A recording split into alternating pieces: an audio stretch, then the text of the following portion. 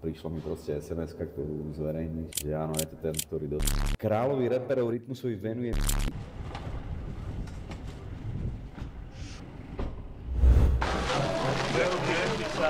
do ruky je nám práve. Jakuza! Teraz je to tvoje prvé meno. Ja mala, krás. No, na brusí trošku.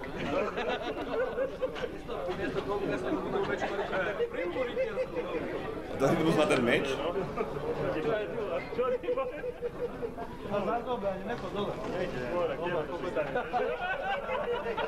Vtipný jak tvůj stream, hahaha, ticho. A dnes.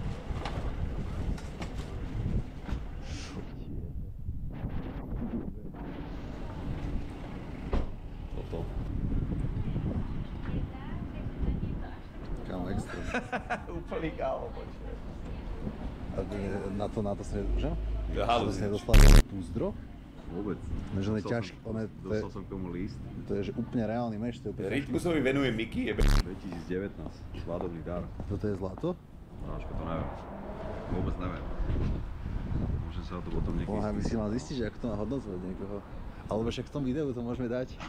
Že spýtame sa ľudí, že nech napíšu, že ako to má podľa nich hodnotu. Ja, no. Že ako to má hodnotu. Môže byť. Pajdu.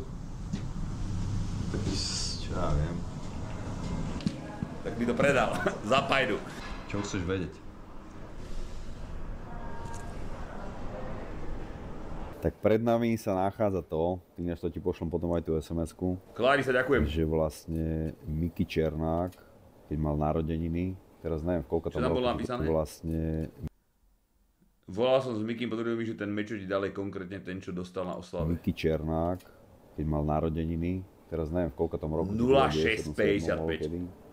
A To sa zdá, že to bolo tesne predtým, ako zavreli. A tak áno, tak to bolo v 97. Tam dostával meč. Keď som teraz videl ten film Miky a jak vyskakovali na mňa tie videá všelijaké z tej doby, tak si hovorím, že ty koko, že však ten meč sa podobá, že extrémne na tom, čo som dostal. Tak som napísal producentovi toho filmu, že či je s Mikym v kontakte, čo akože bolo asi logické, pretože keď točili film, tak museli byť v kontakte na základe scenára a všetkých týchto vecí. Že či sa ho nemôže spýtať, že či ten meč není náhodou ten, čo dostal, lebo ja si to úplne spomaloval, ja ti náš pošlem potom zábery. Lebo mi príde, že ten meč vyzerá takisto, jak na tých narodeninách. A prišla mi proste SMS-ka, ktorú zverejní, že áno, je to ten, ktorý dostal. Volal som s Mikým, potvrdil mi, že ten meč, čo ti dal, je konkrétne ten, čo dostal na oslave od Kaštana. Poslal aj celé video oslavy a Miky mi poslal cez Moniku správu pre teba, že ťa pozdravuje. Ani neviem, jak sa mám k tomu postaviť. Ja som si keby od neho nič nepýtal, vieš, aj nič. Ja som to proste dostal na svadbu za to, že som bol v tej base vtedy a možno cítil... Adam, čau. Ja neviem, že má kamaráta nejakého alebo niečo, vieš. Keď by sa ženy kúkali tak na mňa ako rez na Paťa. Niekde som sa k tomu modlil, alebo čo, vieš. Čo to zaujíma? Kde to máš? Bráško, máme v šatníku, je to odložené, vieš, medzi ako ostatnými vecami nejak. A keď vyšiel teraz ten film, a chytilo to proste nejaký ten fame. Momentálne je presne téma, že Miky Černák, tak presne ľudia rozoberajú na internete alebo v mediálnom priestore všetky tie videá, jak to bolo a neviem čo, vieš, tá oslava. Konečne vidím písmena, mňa neby bolo hlava dneska. Vieš, kde som si to všimol? Na konci filmu tohoto druhého dielu to bolo, jak tam dostal ten meč. Ja si hovorím, že ty kokošak, tá rukoveď, toto úplne je to isté, ne? Toto. Tento tvár, tieto ornamenty všelijaké, však to je to isté, ne? Tak vieš, Gaži, to čau. spýtala, to je celé vlastne, vieš. Jasné, že čítam každú jednu správu, neuvidím nič. Akože keby to ja dostanem, tak sa k tomu nestával tak laxne. Asi ja by No som... počkaj, akože ja mám bráško úctu voči zosnulým. Mám extrémnu, vieš, ale stretávam sa ako s hocikým. A priznám sa, že chcel som akože vidieť Mikyho Černáka, určite. Keď som bol dokonca aj prvýkrát ako v base, kde bol on a kde robili tú exkurziu, tak kámo, hneď si sa pýtal, že kde je Miky Černák, vieš. Tak je fascinujúci. No tak ti proste ukázali, že tam je, že ja môžem sa pozrieť, vieš, tam je tá pičovinka, to sa pozrel. Ty sa môžeš na neho pozrieť, ak na Ja som sa pozrel. No to je ako podľa Tabak mňa asi, no však keď ti robia exkurziu, asi možno áno, ne? Lebo on nevidel, že kto tam bol na tej druhej strane, tam je iba oko, vieš. Ja by som sa mŕte pozrel. Akože určite to nebolo s tým, že poďme si urobiť zoologickú záhradu, ale bolo to s tým, že v rámci exkurzie ti presne ukázali, že majú nárok, tu sú, dajme tomu, ja neviem, že tu sa chodia prechádzať, tu môžu hrať futbal, tu majú nejakú klubovňu, vieš. Čo robil, keď sa na neho kúkal? Kam práve sa postavil a išiel oproti mne, ale on nevedel, že som tam bol ja, vieš. Aj keď si myslím, že sa to potom dozvedel. No. Dobre, jaký si mal pocit, keď si ten meč teda dostal? A možno aj niekedy si ho dostal, lebo vtedy si možno si myslel, že to je nejaká bezcenná blbosť, ale keď si zistil, že to je ten meč, ktorý on dostal ako dar, čo je vlastne už taký legendárny, podľa mňa historický artefakt, že to môže mať reálnu, podľa mňa, hodnotu. Či to náhodou fakt není, že vyslovene, že historická záležitosť, ktorá už bola vzácna v čase, keď ju dostal, a nie je to ešte dnes, keď má to celú za sebou ten kontext, ktorý to má. Či náhodou nie je to dal dozvieš? pocit, Ku komu by si teraz taký meč mohol doniesť? v istom smere zaviazaný Mikimu Černákovi, alebo že by si sa možno mal cítiť zaviazaný Mikimu Černákovi, že možno to v tebe chcel vyvolať. A keby ho pustili a ozval by sa ti, tak nebola by pre teba také ťažobné to, že máš od neho takúto vzácnosť? No, to je zaujímavá otázka. Nemám ťažov, lebo ja som si to nepýtal. To, že mi to dal, tak ako kľudne mu to dám aj naspäť. Vieš, čo myslím? Ak si z toho on niečo vytvoril, že som mu nejak zaviazaný, že tak to môžeme veľmi rýchlo vyriešiť. Píčovia, pozornosť, vybavené. Tak ale to sa väčšinou nehovorí tak, že Paťo, si mi zaviazaný. To bude také, že bude k tebe kamarátsky a tebe bude proste blbe ho odjebať. Nebude mi to blbé. Ja akože žijem tak v mojom živote, že poviem na rovinu, že jak to je, čo sa mi páči a nepáči, vieš. Keby mi náhodou niekto vytváral, že zlý pocit, tak proste poviem, že Bráško, vytvára mi to zlý pocit. Dám ti scenár. No daj. Mikyho by pustili, však teraz za chvíľu bude mať súd. A došiel by normálne k tebe pred Nie je nejaká šanca, že ho prepustia až žiadna. Nevie, čo ten mobil pomaly možno. Nemal by mobil, došiel by normálne, jak sa chodilo kedysi, ti zazvoniť, že no čau Paťo, že pustili ma, že došiel som ťa pozrieť. Takže ty už by si mal automaticky hlave, že viem, kde bývam, mal sem prístup, môže sa dojsť hoci kedy. Ako by si reagoval? Jak si ty vyhral, kamaráde. Zdravím ťa, ale že nemám čas na tieto veci, sa so všetkými stretol, že s kým som sa stretol. No to v tej situácii, ale stále by si musel žiť s tým, že Miky Černák je vonku, poslal som ho do piče a vie, no ja neposlal, počkaj, poslať do piče je rozdiel. To môžeš povedať, že však akože dobre, poznali sme sa, urobil som to pre teba, bla bla bla, ty si mi poslal niečo, ale čo teraz?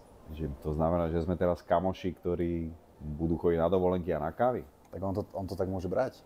No tak mu to vysvetlím, že asi keď to tak bereš, tak to tak není. No a že či potom by si sa necítil asi keď to tak v ohrození života, alebo čo? Kámo, ne. Ne? Myslím si, že... Môžeme ísť neskôr, Eddie, až neskôr. Ideme rád s Maťom nejakú píčovinu. Kerry the Glass. Že by ma akože mohol zabiť za to, alebo čo? Alebo že by nejaké mafiánske praktiky na mňa akože skúšal. Ja vôbec neviem. Ja si myslím, že ne, kámo. Ja si myslím, že on keď po tých rokoch by sa dostal von, tak by nerobil nič preto, aby sa dostal naspäť. Čo myslíš? Ja vôbec neviem, kámo, aký toto je jedna z tých vecí, že pýtaš sa ma napríklad na toho človeka, čo si myslíš, čo by robil vtedy a tej, tak ti poviem, že asi by robil hento a tamto. Je to asi normálny človek, ktorý sa chová podľa nejakých klasických akože paternov správania. Ale práve preto ma tak fascinuje Miky Černák a rozprávať sa s ním, lebo ja ti na žiadnu situáciu neviem povedať, že ako by asi reagoval. No a ja vlastne táto téma celá, aj tento meč, že tiež absolútne neviem, jak sa mám k tomu že vôbec postaviť. Je to proste taká vec, že ja sa hovorím, že stretávam s hocikým, zo všetkých spoločenských vrstiev, od politiky až po stokárov, kriminálnikov a neviem. Chlapec, ja bych pyramiácov, ahoj. Všetkých. Veľa ľudí z nich je možno aj rado, že sa stretne s Rytmusom. Vieš, keď sa hovorí Rytmus, tak majú piči. Vieš, čo akože musíme brať, že to tak je. Tak vychádza možno iba z tohoto, že Rytmus je pre nich nejaká postava. Keď sa k niekomu slušne správam, tak možno nadobudú pocit, že sme kamoši. Ale my sme reálne spolu boli že raz v živote a vlastne som s ním bol na základe toho filmu, keď sa robil vtedy. Vtedy sme sa vlastne prvýkrát zoznámili. Ja urobil som na neho dobrý dojem. No a on potom teda chcel, aby sme sa stretli sme sa a zrazu mi onaj týpek, ten producent hovorí, že Miky ti posiela dárček svadobný. Tak vieš, tak čo povieš? Ja nechcem. Ja by som chcel. A zrazu mi došlo toto, ináč ja mám aj list k tomu, takže... Tam sa čo píše? Mám to zverejniť? Aj list? Môžeme to do tohto dať, ne? Ja neviem. Ja neviem, jak to bude brať Miky. Jak to môže brať? Keby ti zavolal iba povyhroval diska. Aj Bráško a ja to mám jak brať, že sme si urobili fotku a potom to dali von, vieš?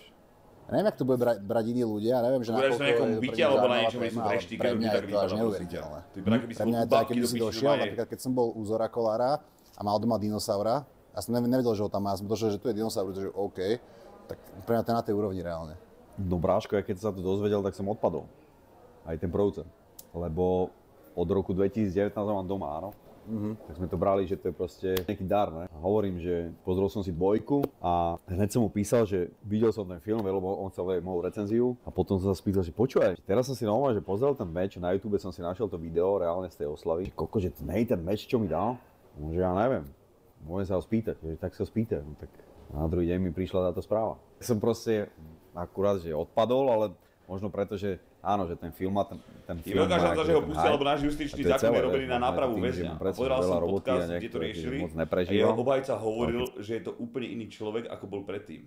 Je tam možnosť, si myslím. Sa nad tým zamyslíme, tak je to ťažká halus, lebo teraz je spoločenská téma presne, že Miky Černá, kámo. A vieš, všetci dávajú olej pesničky, Beťar, som pár robok a pičoviny, nevím čo. A zrazu asi keď toto vyťahneš, tak neviem, či je to frajerina, alebo čo to je. Je to proste, pre mňa je to zaujímavé. Hovorím ešte raz, že mám extrémne velikánsku úctu a pochopenie pre rodiny zosnulých. Takže to neberiem ako nejakú frajerinu alebo čo. Beriem to ako nejakú zaujímavosť v mediálnom svete. Keďže teraz všetko je o Mikim, vieš. Je to podľa mňa extrémne zaujímavé, že podľa mňa to môže mať reálnu hodnotu. Lebo si zober, že Miky robí veľkú oslavu.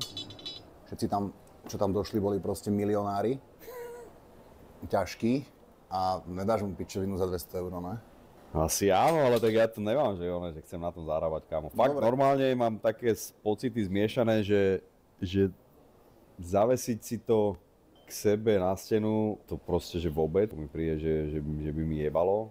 Poďalšie, je to dar od niekoho, s kým som sa zoznámil na základe proste filmu nejakého. Počúvaj, keď má veľký barák, kde má vlastnú knižnicu, tak tam by sa to hodilo medzi knihy, kde si do a potom som sa iba dozvedel, že Miky mi chce poslať dar svadobný. Takže povedz mi, jak by si sa k tomu postavil. No ja by som v prvom rade zistil, úplne ako prvú vec, že ako to má hodnotu. No, a keby to malo aj teraz 100 000, tak čo, akože mám to predať? Keby to má ja mám 34 a hrám a ty blázen. Čo ja ti viem poradiť? Počúvaj, áno, predal by som ho.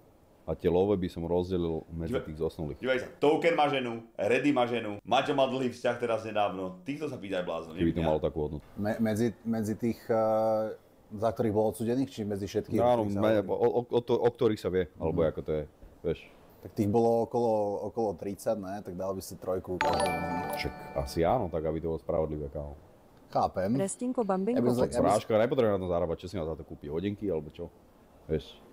Ja vôbec neviem, že ako majú pre teba peniaze akože hodnotu. No tak také, čo si ja zarobím, akože majú pre mňa hodnotu, ne? Však kvôli tomu, že som zvyknutý na nejaký servis a ako predstavu o slobodnom živote, ale za takýchto okolností, kámo, neviem. Možno keby ten film nebol, tak to ani nevyťahne, kámo. Však vidíš, tam je napísané, že 2019. Keď som mal svadbu. No, tam som sa ešte nedostal, to sa chcem spýtať akurát, že oni tam dal aj niečo vygravírovať. No. Čo ti tam dal vygravírovať? Počkaj. Kráľovi reperov Rytmusovi venuje Miky 2019. Kokot. To je halus. To je silné. No je, no. Je to silné. Vieš, čo máš povedať, že vieš, že ďakujem? Alebo čo, vieš, úplne som z toho fakt zmetený. Podľa teba toto je reálne zlato? Nemyslím si. Fakt? Či kokos to by malo pol kila, ne? Minimálne. Nemyslím si. Podľa mňa ten meč je strašne ťažký. Takže fakt ja mám doma katanu, čo je tak dvakrát väčšia ako hento a je tak tretinu váhy tohto. OK. Však odpustí z toho do piče. Fakt nové, že neviem, jak to mám načítať. Zlato je ľahké, on je meké. Možno niekomu darovať. Ľahké není. Ale vidíš, môžeme urobiť zbierku u teba. To bolo pekné. Tomu ver, že to predáš a vyzbierané peniaze môžu ísť tým obetiam. Tomu ver. Alebo nejaké konkrétnej, že keď to bol mafián, tak ne, ale ak je niekto, komu zabil, že nevinné dieťa, tak tým nech dostane viacej peňazí jeden, ako každý trochu. Tomu ver. Tak môžeme takého človeka nájsť, že nejakú, že Mikyho obeť, čo bol vlastne že nevinný človek a že urobiť na zbierku, že peniaze z tohto meča pôjdu rodičom toho človeka, alebo rodine. Tomu ver. To je brutál. Vidíš to? Už sme necháme si Confused